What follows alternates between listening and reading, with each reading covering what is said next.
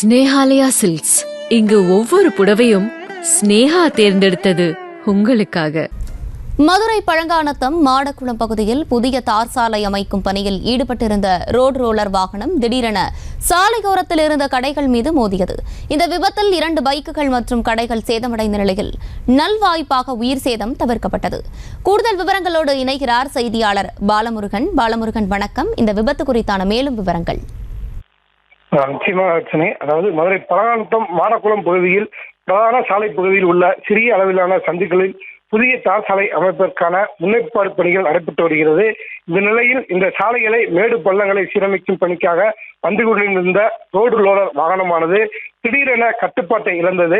பழங்கானத்தம் பிரதான சாலையில் ஓரத்தில் இருந்த கடைகள் மீது திடீரென மோத தொடங்கியது. அங்கிருந்த பெயிண்ட் கடை மற்றும் அருகே உள்ள கடைகளின் மோதி நின்றது. இதில் கடையில் முன்பாக நிறுத்தி வைக்கப்பட்டிருந்த 2 பைக்குகள் ரோடு ரோலர் வாகனம் மோதிய விபத்தில் சேதமடைந்தது.